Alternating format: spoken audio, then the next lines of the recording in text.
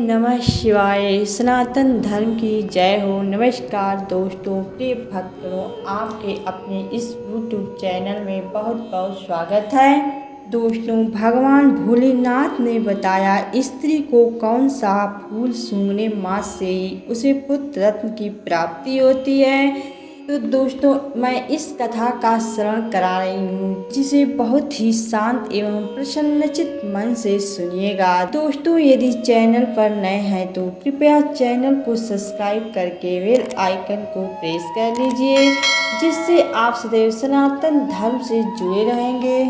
दोस्तों, एक समय की बात है जब भगवान भोलेनाथ और माता पार्वती कैलाश पर्वत पर विश्राम कर रहे थे।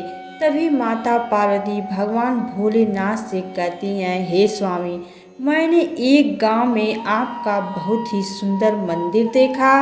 उस मंदिर की ओर बहुत से लोग आ जा रहे थे। कुछ लोग जिनके पास 4-4 पुत्रियां थीं और कुछ के पास 4-4 पुत्र थे, लेकिन जिनके पास पुत्र नहीं थे वे माता पिता बहुत दुखी दिखाई दिए।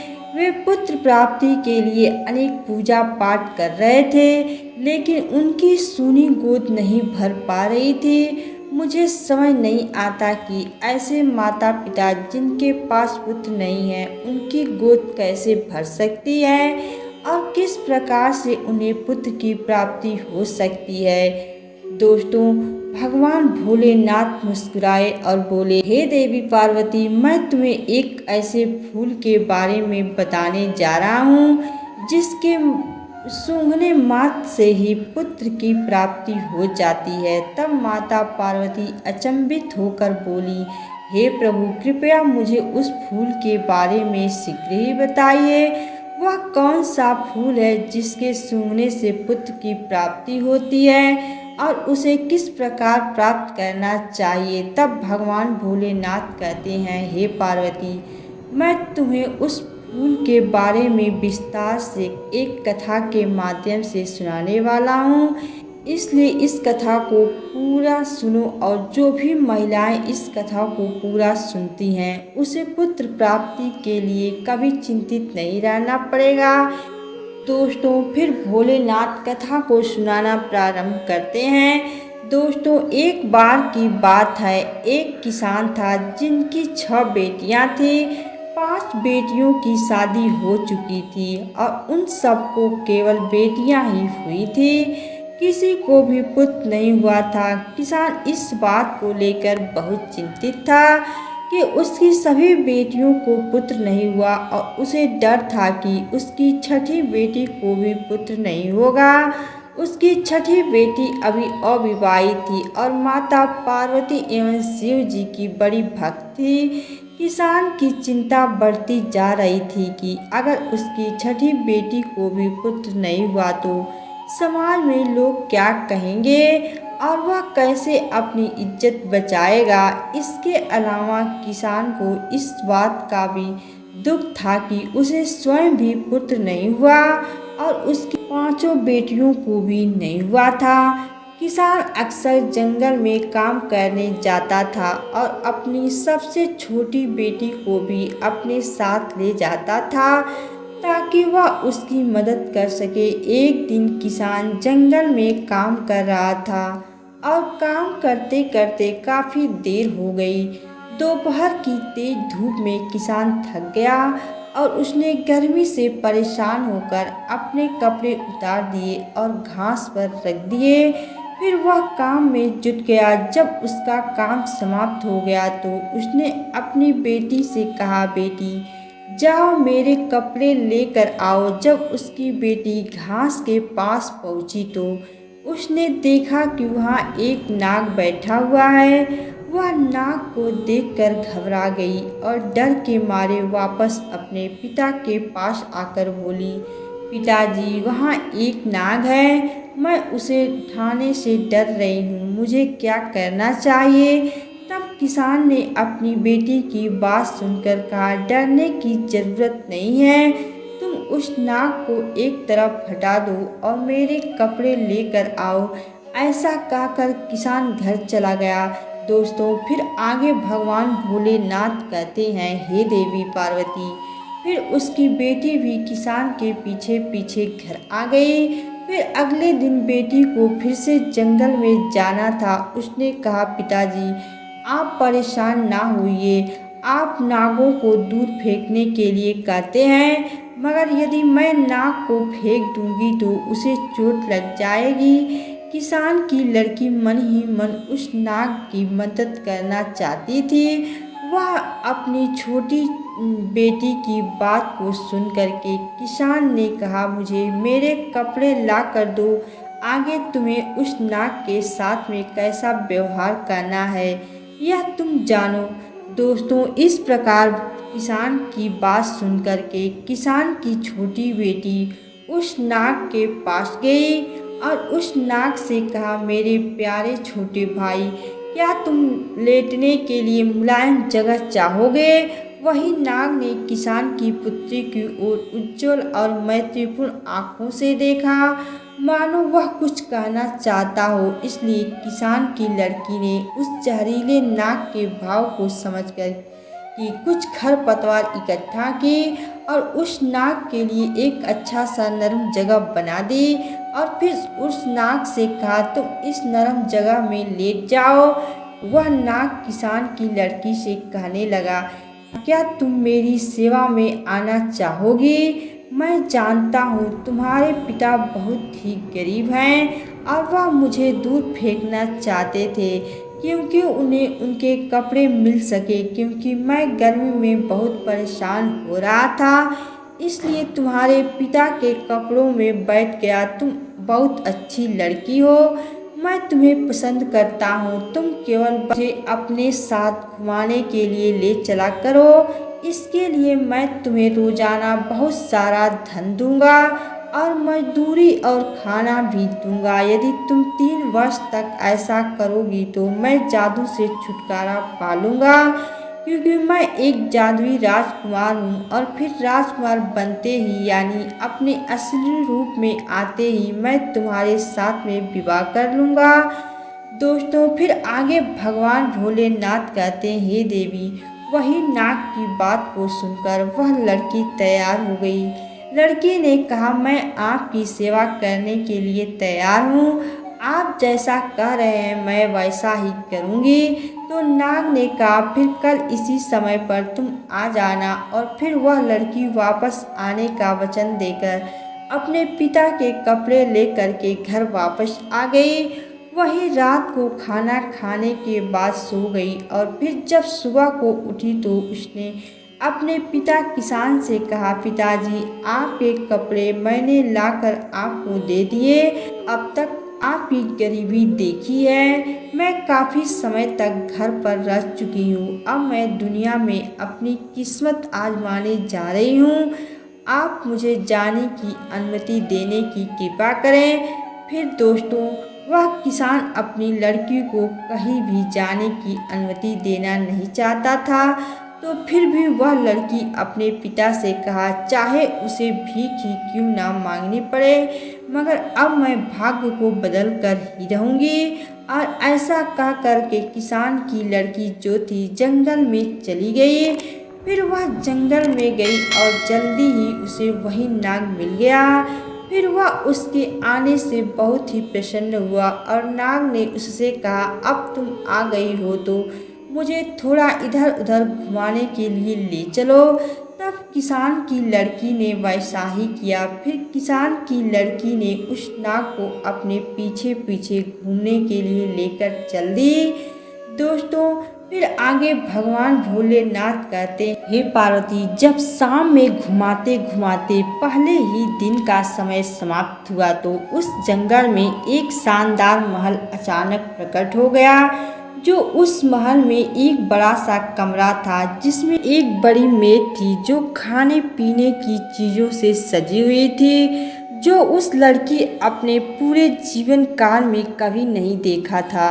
फिर तो किसान की लड़की ने भर पेट खाना खाया और फिर बिस्तर पर चली गई। फिर रोजाना हर दिन वह 1-2 घंटे के लिए उस नाग को अपने साथ रखती थी और फिर महल में जाती थी जहाँ उसके लिए सब कुछ तैयार किया जाता था और जहाँ उसके लिए शानदार व्यवस्था की जाती थी। फिर आगे भगवान भोलेनाथ कहते हैं, हे पार्वती, इस प्रकार धीरे धीरे 1 वर्ष बीत जाने के बाद में किसान की लड़की ने उस नाग से अपने पिता से मिलने की अनुमति मांगी। तो नाग ने कहा, तुम्हारी इच्छा अपने पिताजी से मिलने की है तो जाओ मिल आओ और अगले दिन वापस लौट आना।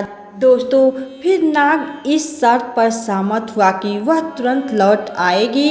इस प्रकार किसान की लड़की ने अपने पिता और अपने बहनों के लिए सोना और अन्य कीमती चीज़ें ले ली और अपने घर चली आई। जब वह अपने खजाने के साथ में अपने पिता के पास पहुंची तो उसके पिता और उसकी बहन जानना चाहती थी कि यह सारा सामान उसे कहाँ से मिला है और इसका मालिक कौन है, लेकिन उस लड़की ने उन्हें कुछ भी नहीं बताया क्योंकि नागराज ने उसे ऐसा करने से मना कर दिया था।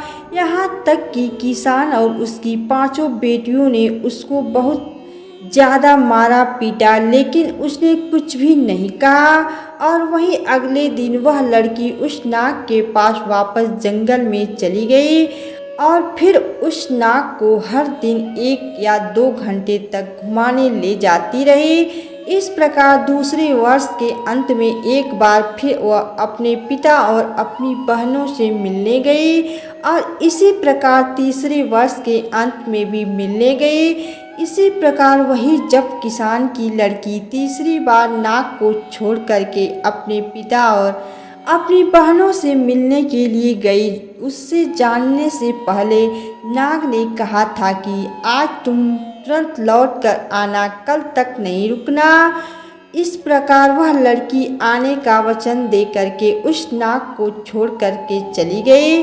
दोस्तों, उधर जब वह लड़की अपने पिता के पास पहुंची तो उसके पिता और उसकी बहनों ने इस बात पर जोर दिया कि जो धन वह अपने साथ लेकर आती है, सोना चांदी आदि, उसका असली मालिक कौन है और वह किसके यहाँ पर काम करती है। वही उस लड़की ने अपने पिता और अपनी बहन को कुछ भी नहीं बताया तो किसान ने उसे घर से बाहर जाने देने से इनकार कर दिया। तब वही किसान की बेटी ने किसी तरह से अपने आप को बाहर जाने का रास्ता निकाल लिया। आखिरकार उसने जोर लगा करके खुद को अलग कर लिया, लेकिन जब तक वह जंगल में लौटी तब तक बहुत देर हो चुकी थी क्योंकि नाग अब वहाँ पर नहीं था। दोस्तों, दुख की बात तो यह थी कि उसने हर जगह देखा, लेकिन वह महल भी वहाँ से गायब हो गया था और नाग भी वहाँ से गायब हो गया था क्योंकि उस नाग के 3 वर्ष पूरे हो चुके थे और 3 वर्ष पूरे होने पर उसका जादू टूट चुका था। वह नाग वापस एक राजा के रूप में बदल गया था और फिर वह अपने राज्य को वापस चला गया था। दोस्तों, उधर उस नाग को जंगल में ना पा करके वह लड़की बहुत परेशान होने लगती है और सोचने लगी, शायद मेरे पिता और मेरी बहनों ने मुझे घर पर ना रोका होता तो शायद आज वह नाग मेरे पास होता। तब उस लड़की ने उस नाग को दुनिया भर में खोजने का निर्णय किया। वह उसे ढूंढते ढूंढते एक दिन जंगल में एक झोपड़ी के पास पहुंची जहां एक बूढ़ी औरत रहती थी। लड़की ने रात के लिए आश्रय मांगा और बुढ़िया को अपनी पूरी कहानी सुनाई। बुढ़िया ने उसे दोस्ताना व्यवहार से स्वागत किया और अगले दिन 3 सेब दिए। उसने बताया कि पहले सेब में एक सोने की तकली है, दूसरे सेब में सोने की सूत की रील और तीसरे में एक सुनहरा चरखा। उसने यह भी बताया कि लड़की को सबसे पहले किससे मिलना है और उसे कैसे राजा तक पहुंचना है। फिर लड़की ने बुढ़िया को धन्यवाद दिया और तीनों सेब लेकर अपनी यात्रा जारी रखी। कई दिनों के सफ़र के बाद वह एक कांच के पहाड़ पर पहुंची तो पहाड़ बहुत फिसलन भरा था और लड़की को नहीं पता था कि उसे कैसे पार करें। कई बार फिसलने के बाद उसे पास में एक लोहार दिखाई दिया। वह लोहार के पास गई। उसने अपने हाथों और घुटने में घोड़े की नाल बंधवा ली, जिससे वह पहाड़ पर चढ़ने में सफल रही। पहाड़ को पार करने के बाद लड़की को एक महानगर दिखाई दिया, जहाँ राजा रहता था। दोस्तों, यह वही नाग था जिसे लड़की खोज रही थी, लेकिन अब वह राजा बन चुका था और उसे लड़की की याद नहीं थी। राजा पहले से शादीशुदा था और उसकी एक खूबसूरत रानी भी थी। नाग ने जब राजा का रूप लिया तो वह उस किसान की लड़की को भूल गया। राजा और रानी का कोई संतान नहीं थी। रानी राजा की संपत्ति अपने परिवार को दिलवाना चाहती थी। फिर एक दिन एक दाई भेष बदलकर महल में आई और रानी से काम मांगा तो रानी ने सोचा कि यह औरत सूत काटने का काम करेगी, तो उसने उसे महल में रख लिया। जब लड़की ने पहला सेव खोला तो उसमें से सोने की तकली निकली, जिसमें रानी ने तकली देखी और उसे बहुत पसंद आई। उसने लड़की से कहा, मैं इसे खरीदना चाहती हूँ। लड़की ने कहा, यह बिक्री के लिए नहीं है, लेकिन अगर तुम मुझे एक रात राजा के पास सोने दोगी तो यह तकली मैं तुम्हें दे दूंगी। रानी को सोने की तकली इतनी पसंद थी कि उसने यह शर्त मान ली। लेकिन जब रात हुई, रानी ने राजा को नींद की दवा खिला दी, जिससे राजा गहरी नींद में सो गया और रानी ने लड़की को राजा के शयन कक्ष में भेज दिया। फिर लड़की राजा के पास बैठकर रोने लगी। उसने कहा, 3 साल तक मैंने तुम्हें नाग के रूप में ढूंढा। तुम्हारी खातिर मैंने अपने पिता और बहनों से मार खाई, कठोर बातें सुनी और कांच के पहाड़ पर चढ़ने के लिए मेरे हाथों और घुटने में घोड़े की नाल बंधी। अब तुम मुझे भूल गए हो और यहाँ अपनी पत्नी के साथ सुखपूर्वक जीवन बिता रहे हो।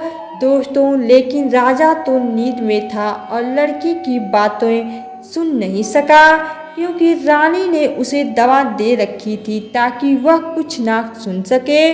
इस प्रकार से किसान की लड़की अपनी बात बोलती रही, मगर राजा सोता रहा और उसको कोई जवाब नहीं दिया। किसान की लड़की यही सोचती रही कि राजा मेरी बात को सुन रहा है, लेकिन कोई जवाब नहीं दे रहा है। दोस्तों, इस प्रकार राजा से बात करते करते सुबह हो गई और फिर रानी आई और फिर किसान की लड़की को राजा के शयन कक्ष से बाहर ले गई। राजा इतनी गहरी नींद में था कि उसे कुछ भी समझ नहीं आया। फिर भगवान भोलेनाथ कहते हैं, हे पार्वती, इस प्रकार किसान की लड़की ने दुखी होकर दूसरा सेव लिया, उसे तोड़ा और उसमें से सुनहरे धागे की रील निकाली। फिर जब रानी ने उस रील को देखा तो उसने उसकी बहुत प्रशंसा की और लड़की से उसे बेचने के लिए कहा। वही किसान की लड़की ने रानी से फिर कहा वह एक बार फिर राजा से उसकी मुलाकात शाम को करवा दे तो उसको सुनहरे धागे की रील दे देगी। वही रानी ने वचन दिया और सब कुछ पहली रात की तरह ही हुआ। राजा नींद की दवा खाने की वजह से गहरी नींद में सो रहा था, क्योंकि रानी ने दूसरी रात भी राजा को नींद की दवा खिला दी थी और उस दवा से इतनी गहरी नींद राजा को आई कि कोई भी रोना धोना या शिकायत राजा को जगा नहीं सकती थी। हालांकि राजा के एक सेवक ने रानी को राजा के शयन कक्ष में चरखा लाते हुए देखा था और इसलिए वह राजा का जो सेवक था वह राजा के शयन कक्ष के बाहर चुपचाप खड़ा हो गया और उसने रेशम काटने वाली की सारी बात सुनी और फिर अगले दिन उसने राजा को सब कुछ बताया जो उसने देखा और सुना था।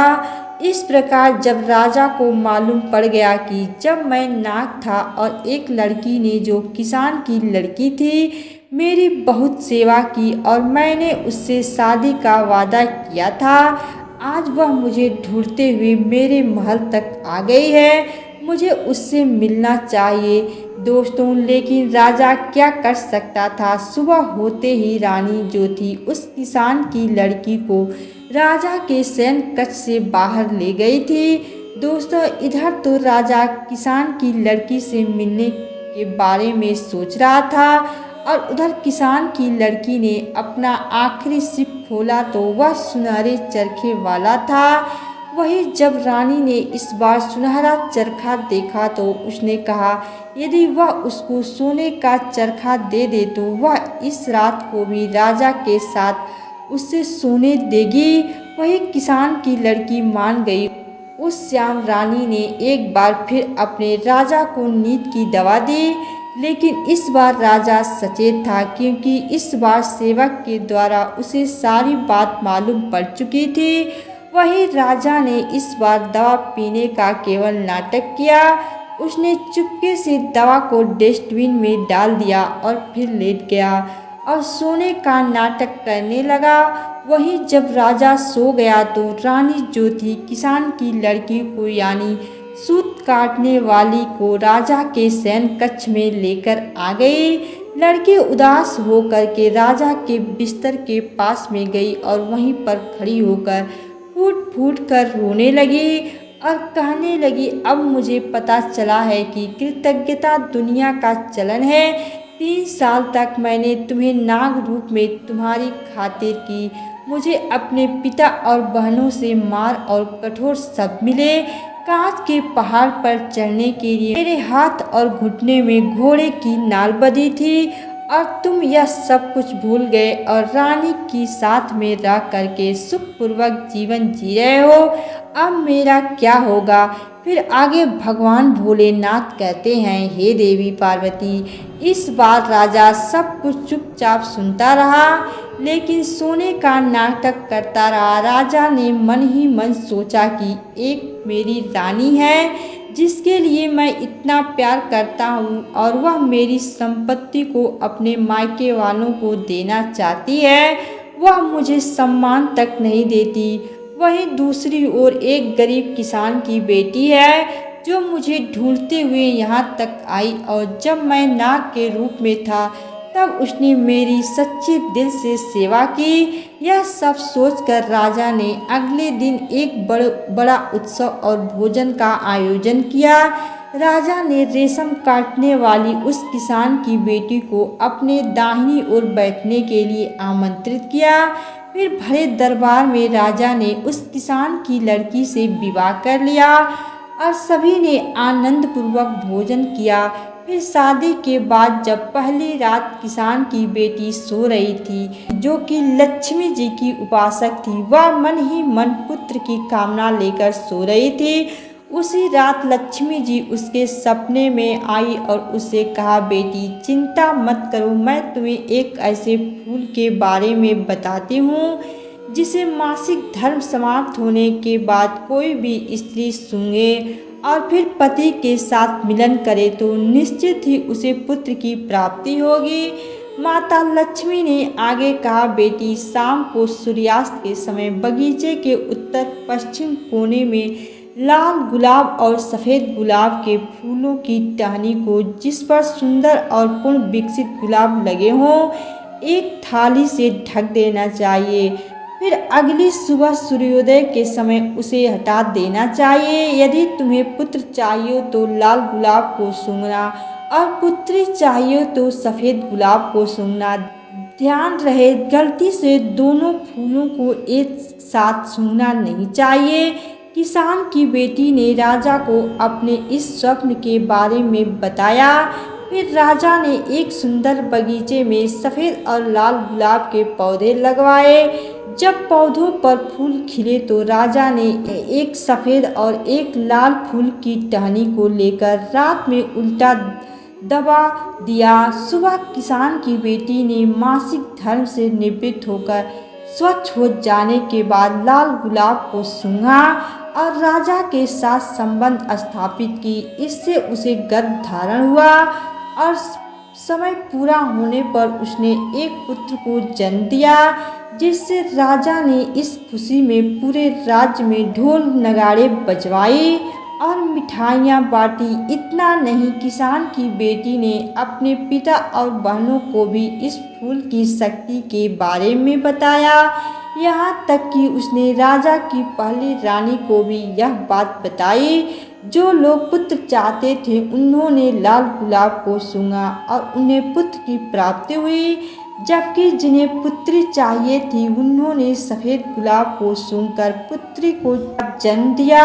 फिर भगवान भोलेनाथ ने माता पार्वती से कहा, हे देवी, इस प्रकार उनके घरों में सबके जीवन में सुख समृद्धि आ गई और सभी को संतान की प्राप्ति हुई और उनका परिवार खुशियों से भर गया। तो दोस्तों, इस प्रकार भगवान शिव ने माता पार्वती को कथा सुनाई। मैं आशा करती हूँ कि आपको यह कथा पसंद आई होगी और यदि इस चैनल पर नए हैं तो कृपया चैनल को सब्सक्राइब करके वीडियो को लाइक एवं शेयर जरूर करें, ताकि हर वीडियो आप लोगों के पास पहुंच सके। साथ ही कमेंट बॉक्स में हर हर महादेव जरूर लिखें, जय मां पार्वती जरूर लिखें। धन्यवाद दोस्तों।